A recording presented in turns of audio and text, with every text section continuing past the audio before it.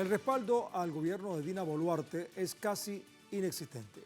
Una reciente encuesta realizada a 1.218 personas en todo el país entre el 4 y 8 de octubre revela 92% de los encuestados están desaprobando a esta señora que asumió ese cargo tras una serie de subterfugios realizados por la ultraderecha desde el Parlamento.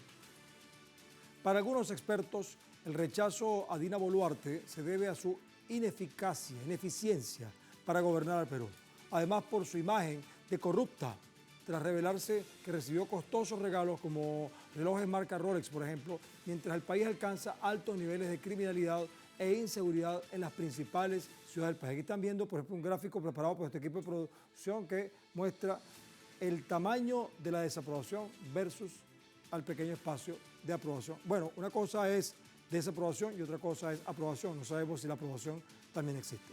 Pero antes de seguir adelante, debo recordarles que a través de estas redes sociales, a lo largo del día, hemos sondeado la opinión de nuestros usuarios sobre el tema de hoy. Algunos de ustedes quizás ya han participado respondiendo a la pregunta que les hicimos al respecto, pero vamos a recordarla. Según encuestas, la presidenta de facto, Dina Boluarte, en Perú, alcanzó una desaprobación de 92%, un récord en más de 40 años de gobiernos en la nación.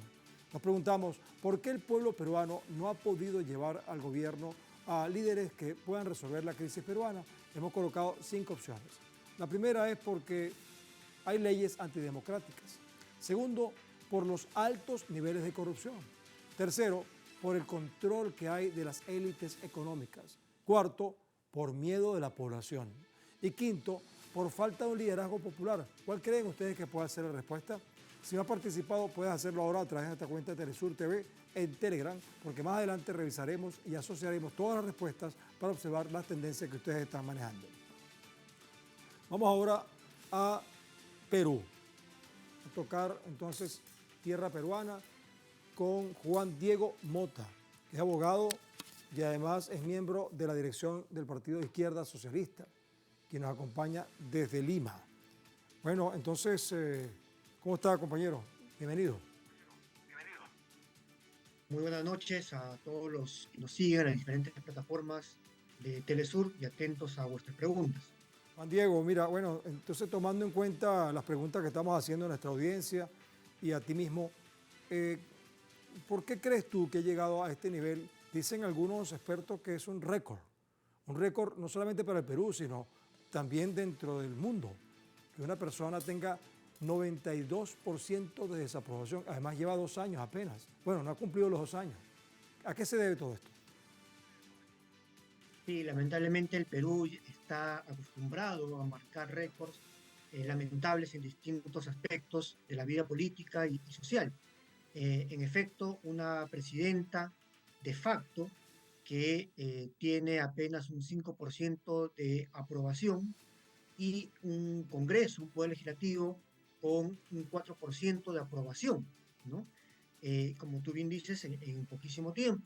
Además, somos un país que solamente en los últimos 5 años hemos tenido hasta 5 presidentes consecutivos, uno tras otro. En la última crisis que tuvimos de la pandemia, el COVID-19, fuimos el país con la más alta tasa de mortalidad en el mundo. Esos son datos pues, que hay que tomar en cuenta.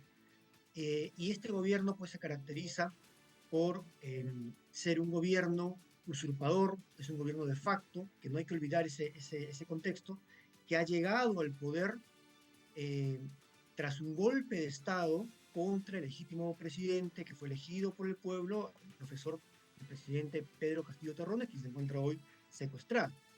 Sin embargo, este gobierno, esta señora Boluarte, la usurpadora, como decimos acá, no es quien gobierna realmente. Quien gobierna atrás de ella son los poderes fácticos, los grupos empresariales más poderosos, aquí identificados como por la CONFIEP o por la Sociedad Nacional de Energía, Minería y Petróleo, y sus aliados en el Congreso, las Fuerzas Armadas, grandes medios de comunicación. Todo esto genera pues que en la población hay un rechazo porque saben que la señora no está allí por mérito propio, que es una traidora y que no es la quien está gobernando realmente. Si a esto le sumamos los fracasos que esté evidenciando en su política económica, social y ahora último en materia de seguridad ciudadana, tenemos como respuesta este amplio rechazo por parte de la población. Solo tal vez, si me permites, para mencionarte algunas cifras. Según el Instituto Nacional de Estadística e Informática, Información del Perú, son cifras oficiales, este año la pobreza creció en 2,5% más. La anemia, por ejemplo, ha llegado a cifras récords. Ha llegado al 43,6% en la anemia de niños y niñas de 6 a 35 meses. En materia de seguridad ciudadana, que es otro aspecto que está marcando hoy la agenda, tenemos que se producen 7 asesinatos en menos de 12 horas en el país y que tenemos que el 70% de los transportistas, los señores que se dedican al transporte público, manifiesta que ha sido extorsionado por bandas delincuenciales en algún momento. Lo mismo pasa con los bodegueros, con los señores que tienen en las tiendas, que venden productos en los barrios, ¿no? Se señala que el 50% de los bodegueros también han sido extorsionados en el Perú. Entonces todo esto nos genera cifras de más de 6.000 millones anuales de pérdidas económicas por los delitos de la extorsión, lo que equivale en materia de la inseguridad, cuánto impacta en el PBI, en el Producto Bruto Interno, al 3,5% del PBI al año. Entonces, todos estos temas reflejan pues el bajo respaldo que tiene esta señora, que es un gobierno ilegítimo, usurpador, y que encima no está dando ninguna solución al pueblo peruano. Bueno, Juan Diego, mientras crece de manera desenfrenada el rechazo contra la presidenta Dina Boluarte y las denuncias en su contra, la mandataria se aferra a su narrativa de no estar implicada en casos de corrupción, por cierto. La dignataria niega estar implicada en estos casos pese a las investigaciones en su contra. Un ejemplo, bueno, de ello es el caso que tú conoces, el caso de los relojes Rolex, donde la Fiscalía investigada, entonces también investigó el origen de unos relojes de lujo que no declaró en sus bienes, junto cuando existía una irregularidad en las cuentas de la presidenta. A esto se le suman las movilizaciones masivas contra la mandataria nacional y el Congreso, que fueron denunciadas por el pueblo como corruptos y genocidas. Esto además tras las fuertes represiones que acabaron con la vida de 44 protestantes contra su gobierno. Es un tema también que está ahí latente. Juan Diego, llama la atención, habiendo tantas evidencias en contra de Dina Boluarte, ¿qué pasa con el pueblo peruano? Así, abiertamente te lo digo. Miren, habría que recordar lo siguiente, ¿no? Desde el 7 de diciembre del 2022, que fue la fecha en que se da el golpe de Estado contra el presidente legítimo Pedro Castillo, se iniciaron una ola de protestas impulsadas principalmente por los pueblos de las provincias, sobre todo del sur y del centro del país. Eso obtuvo como respuesta por parte del gobierno una política cuasi fascista, represiva, genocida, ¿no es cierto?, que generó, por lo menos según cifras oficiales, 50 muertos, 50 asesinados en actos de represión por armas de fuego de las Fuerzas Armadas, las Fuerzas Policiales. Y en total, alrededor de 70 víctimas relacionadas a toda la represión que ha habido en estos primeros meses, de diciembre del 2022 hasta marzo del 2023. Ahora, las protestas no han cesado, han continuado de manera latente y hoy nuevamente el pueblo peruano ha salido a las calles. Hace un par de semanas hubo una primera protesta, sobre todo de los sectores transportistas y otros comerciantes acá en Lima, que hicieron un paro nacional de transportes por la ola de inseguridad que ha crecido en el Perú. Y el día 10 y el 11 hubo un paro de 48 horas, ¿no? También de los sectores transportistas, a los que se sumaron los sectores comerciantes, los mercados, Escucharlos. entre otros, entre otros sectores, ¿no? Entonces, esto ha originado unas amplias protestas por parte de los sectores populares y que demuestran que, si bien es cierto, aún no se ha logrado derrumbar a la dictadura, sí hay una nueva ola de protestas por parte de la población peruana. Sin embargo, por supuesto, el gobierno se sostiene básicamente a fuerza, ¿no? Con el apoyo del el legislativo y principalmente las Fuerzas Armadas y las Fuerzas Policiales. Sin embargo, el gran cuestionamiento por parte de las fuerzas del pueblo es que hay policías en las calles, hay fuerzas militares en las calles para reprimir a la población, pero no hay fuerzas, ¿no es cierto?, policiales para combatir la inseguridad y la delincuencia. Y es por eso que se han llevado a cabo ahora último este paro exitoso de transportistas y se ha anunciado nuevas medidas impulsadas por los transportistas, pero a la que además se están sumando otros sectores, como la Federación de Trabajadores Mineros, por ejemplo, y esto implica pues nuevos escenarios en la lucha por la democracia y contra la dictadura en el Perú. Bueno, la gestión presidencial de Dina Boluarte ha sido calificada por los peruanos, por muchos de ellos, como la más ineficiente de los últimos 30 años, incluso algunos hablan de 40 años. A través de una encuesta de la Corte Penal Internacional dictaminó que la popularidad de la mandataria disminuyó 92%, su nivel más bajo de los últimos 2 años. De hecho, gran porcentaje de declarantes peruanos concuerdan que prefieren escuchar el anuncio de renuncia por parte de la mandataria durante el discurso de fiestas patrias, aún más que un nuevo aumento salarial, incluso más que mejoras en sectores de salud, educación, incluso por encima de la lucha contra la corrupción. Juan Diego, una pregunta, ¿qué elemento jurídico, qué aspecto legal, constitucional tiene el pueblo peruano para poder enfrentar esta situación? Por ejemplo, exigir nuevas elecciones, elecciones adelantadas, recoger firmas, ¿qué tipo de chance tienen los peruanos para solicitar un cambio de gobierno lo antes posible? Bueno, dentro de las consignas que el pueblo peruano ha levantado y que se ha escuchado en este último paro de transportistas, está justamente la consigna del cierre del Congreso y la salida de Dina Boluarte. Eso implicaría que el presidente legítimo, que es el presidente Pedro Castillo Terrones, hoy secuestrado, debiera salir en libertad y asumir y terminar su periodo constitucional, tal y como fue el mandato popular, el voto político del pueblo expresado en las urnas electorales. Ahora, otra de las medidas que se ha planteado también es la convocatoria a una asamblea constituyente con participación popular, una asamblea popular constituyente, que recoja el sentir de la población peruana y que se expresa también en las urnas, planteando una salida constitucional, una nueva constitución, porque se identifica como parte de la problemática la actual constitución de 1993, heredada por el Fujimorato, por el gobierno de Alberto Fujimori. Esa es la raíz, el meollo del asunto. Entonces, a las posturas, a los planteamientos de salida de Dina Boluarte, cierre del Congreso, reforma policial, reforma en el Poder Judicial, entre otros, cae Maduro como una de las soluciones la convocatoria de una asamblea constituyente con participación de los sectores populares organizados, no solo los partidos políticos que están inmiscuidos en la corrupción, que son parte de esta crisis, y que con ellos se plantee una nueva constitución que cambie las reglas de juego y que pasemos a una verdadera democracia y que salgamos pues de este modelo económico neoliberal que nos tiene sumido pues en una miseria absoluta y que además solamente se impone mediante la dictadura de las botas militares.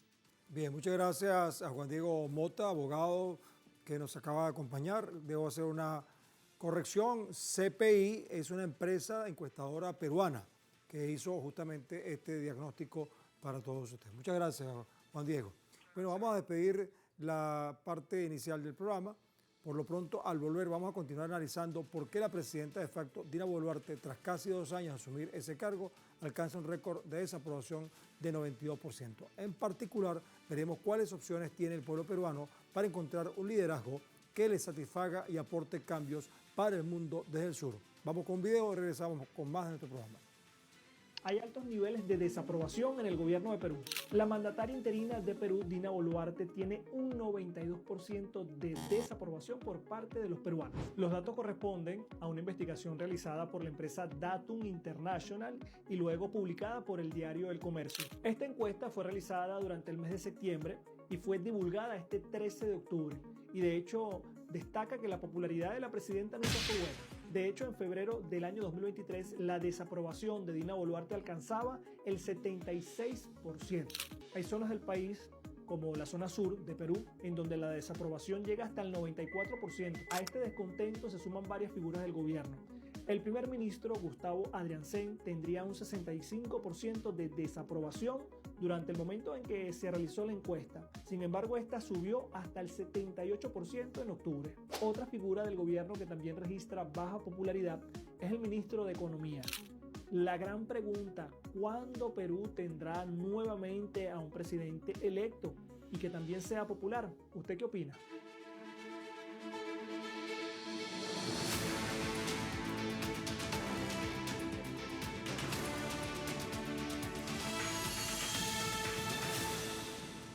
Seguimos en el mundo desde el sur, a través de Telesur, hoy hablando del caso muy particular que la mandataria, si podemos llamarlo así, aunque no corresponde, porque el mandataria es el que recibe el mandato del pueblo, o la persona que está ejerciendo el cargo de presidenta en Perú, Dina Boluarte, por una decisión del Parlamento, bueno, antes de cumplir sus 2 años ya tiene 92% de rechazo, un récord dentro del Perú y una cifra, digamos, también récord a nivel mundial. Bueno, vamos a atender ahora, en otra parte, a Gabriel Cabrera, sociólogo, integrante de la Organización Izquierda Socialista, docente, investigador en temas de sociología rural y cultura, y es músico también. ¿Qué instrumento toca? ¿Qué tal, Luis Guillermo? ¿Cómo estás? Instrumentos de viento andinos. La zona Qué andina, bien. sobre todo el altiplano, entre Perú y Bolivia. Lo que llaman Sí, las sí. zampoñas, ese tipo de cosas. Claro, las zampoñas, las antaras, ajá. Algunas Fabuloso. flautas también. Bueno, mira, Mm. Gabriel, hay un tema que nos llama poderosamente la atención. Parece que la constitución peruana, la legislación peruana, permite que aunque el presidente sea electo por el pueblo, vienen los parlamentarios o cualquier otra institución y puede destituir al presidente. Igual el presidente de repente puede también tomar decisiones en contra del Parlamento, por ejemplo, que creo que fue lo que pasó con Pedro Castillo y el Parlamento que puso a Dina Boluarte en ese cargo. ¿Qué pasa allí? ¿A quién se le ocurrió esa constitución, esa legislación que parece blindada a favor de los intereses de quienes tienen digamos, el poder económico, el poder político, las élites por encima del pueblo? Claro, lo que pasa es que en la constitución vigente actualmente en el Perú, la del 93, que es la constitución que promulgó Alberto Fujimori en un gobierno dictatorial, claramente dictatorial, y además una constitución que se aprobó en un proceso que ha sido cuestionado, ¿no? Con indicios claros. Hay un artículo que menciona, en la parte que se mencionan las atribuciones de los poderes del Estado, la posibilidad de que el Congreso de la República promueva la vacancia de un presidente por diferentes motivos graves obviamente, y uno de ellos es el motivo de permanente incapacidad moral. Y entonces es un término además ambiguo que, como han interpretado muchos constitucionalistas, se refiere a inclusive una incapacidad mental, ¿no? Pero ha sido tomado de manera, digamos, antojadiza por los gobiernos últimos, los congresos últimos, ¿no? De los últimos años, para poder poner en jaque, para presionar, para poner contra la pared y para terminar vacando a un presidente que que no les plazca en sus deseos. Entonces, lo que realmente hizo la constitución de Fujimori fue darle un poder, digamos, excesivo al Congreso de la República para asegurar justamente la continuidad, primero de su régimen, y cuando él cayó, de un modelo económico y de un sector político que defiende ese modelo económico y además que está vinculado con las mafias. Es claro que en los últimos mandatos presidenciales, el Fujimorismo, además, el heredero de Fujimori ha tenido control sobre gran parte del Congreso y ha impuesto pues sus deseos e inclusive también ha vacado, y lo hizo con el expresidente Vizcarra. Y ahora hubo desde que el presidente Castillo asumió el poder en el año 2021, en julio de 2021, se hizo uso permanente, ¿no?, y abusivo de la vacancia presidencial para presionar al presidente y para terminar sacándolo, y se hizo una vacancia fraudulenta, incluso para esas mismas leyes, el 7 de diciembre del año 22. No, o sea, por eso nosotros señalamos que lo que hubo ese día fue un golpe de Estado parlamentario, que es un poco la forma que se usa ahora para los golpes de Estado. Ya no se hacen solamente con las botas militares de manera abierta, sino a través de mecanismos fraudulentos de un poder, de unos sectores políticos y poderes políticos que están llenos de corrupción y que responden a los poderes fácticos. Entonces, eso es lo que ha ocurrido. Y por otro lado, la atribución que tenía el Ejecutivo de hacer lo que se llama la cuestión de confianza para disolver un Congreso cuando el Congreso en 2 veces consecutivas no aprueba su gabinete, ha sido totalmente restringido, cortado para que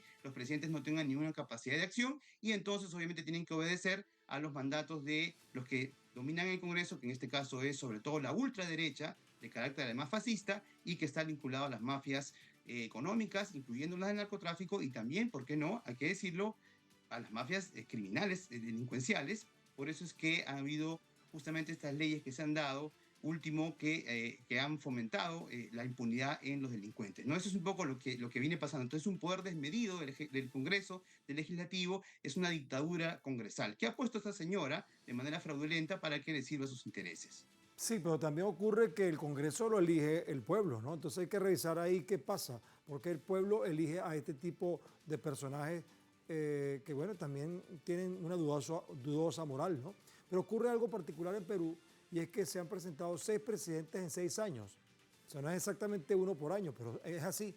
Desde 2016 a 2022, desde los 6 presidentes, solo 2 llegaron a su cargo por elecciones, mientras los otros 4 asumieron por sucesión constitucional, entre comillas. Expertos denuncian que la inestabilidad política radica en el poder del Congreso en cuanto a la destitución de mandatarios por incapacidad moral o física. Sin embargo, parece que han abusado de esta facultad para imponer su voluntad y mantener su hegemonía, pues aunque se han registrado varias denuncias por vínculos con la corrupción, otros han sido las víctimas de las jugadas del Parlamento ultraderechista. Este es el caso del expresidente Pedro Castillo, que fue destituido por el Congreso y encarcelado por acusaciones infundadas de abuso de poder.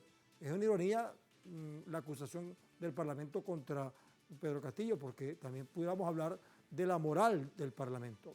Ahora, hay otro elemento que tenemos que considerar. Recordemos lo siguiente: hace 2 meses el expresidente Pedro Castillo se presentó ante la Fiscalía General para defenderse de las acusaciones de presunta corrupción. Textualmente dijo: le he dicho a la fiscal que no formo parte de ninguna red criminal.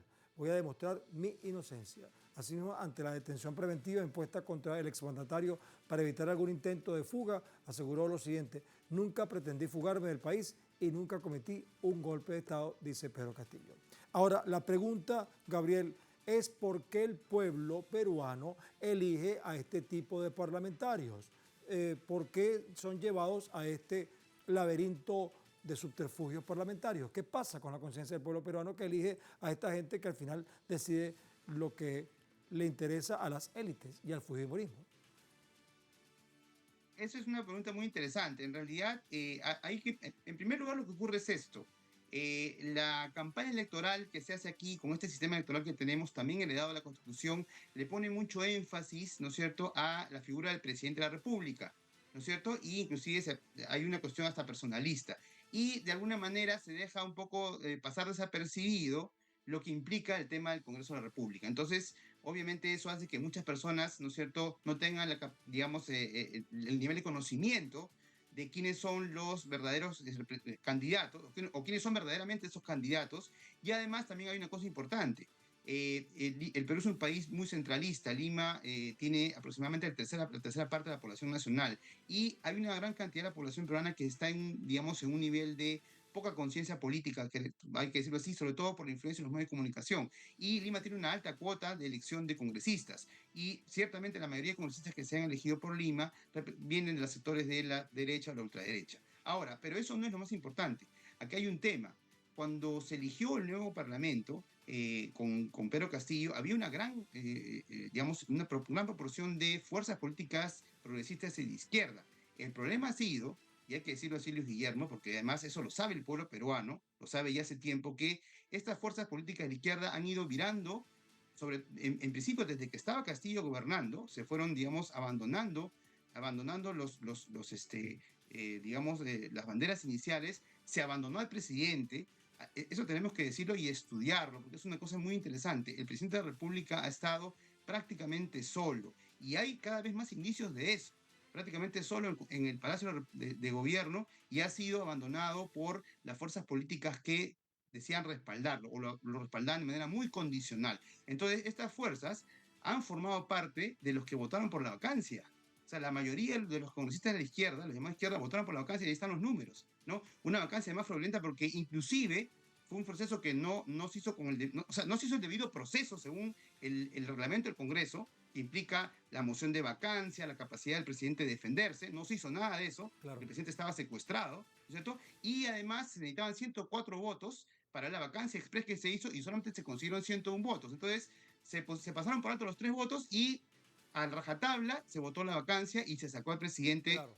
Supuestamente de manera oficial del gobierno, ¿no? Ahora, Gabriel, Eso es lo que vamos a ocurrió. ver. Entonces eso también juega. Vamos a ver algunas cifras acá que no queremos dejar por fuera, porque los fuertes actos de corrupción en Perú se reflejan en la pérdida de 72.000 millones de soles, con los que, según autoridades, se pudo haber financiado la creación de 50 hospitales, 1.600 colegios, o incluso la creación de más de 1 millón de puestos de trabajo. Así es el nivel de la corrupción. ¿Quién se quedó con esa plata? Durante el cambio de gobierno de Pedro Castillo a Dina Boluarte, datos identificaron la pérdida de esta suma millonaria, según expuso el presidente de la Cámara de Comercio de Lima, Roberto de la Torre. Estos hechos afectan directamente a las poblaciones más vulnerables, limitando igualmente la inversión en sectores esenciales como la infraestructura, salud y educación. Por esta razón, el funcionario instó a futuros servidores públicos a asumir un compromiso firme contra la corrupción, subrayando la importancia de la transparencia y la ética en la administración pública. Mira, Gabriel, no nos queda mucho tiempo. Yo quisiera que viéramos la encuesta, el resultado de la participación de nuestra audiencia, y como tú eres sociólogo, pues para que te lleves también esta información para allá, para Perú. Vamos a revisar entonces. La pregunta que hicimos es, según encuestas, la presidenta de facto, Dina Boluarte, alcanzó una desaprobación de 92%, un récord en más de 40 años de gobiernos en esa nación. La pregunta que hicimos es, ¿por qué el pueblo peruano no ha podido llevar al gobierno a líderes que puedan resolver la crisis peruana? Y colocamos 5 opciones. Una es por leyes antidemocráticas. 11% piensa que es por eso. Ahora, 23% piensa que es por los altos niveles de corrupción. Una cuarta parte de la audiencia piensa eso. 31% piensa que es por el control de las élites económicas. Un tercio así lo piensa. 3% piensa que es por miedo de la población. O sea, la gente no cree que es miedo. Y 32% dice que es por falta de un liderazgo popular. Un tercio. Si unes alguno de los porcentajes, verás entonces un diagnóstico interesante acerca de qué es lo que está pasando. Gracias, Gabriel. Gracias a ustedes. Sí, es muy interesante lo que se dice ahí, ¿no? Sí, señor. Gabriel Cabrera, sociólogo integrante de la organización Izquierda Socialista. Hasta la próxima. Vamos a hacer una conclusión, no muy breve porque es importante lo que vamos a decir. Les cuento que el 2 de enero de 1824, Simón Bolívar decretó la pena de muerte para funcionarios públicos quienes hayan malversado o tomado para sí parte de los fondos de la nación. Esto lo dijo en Perú.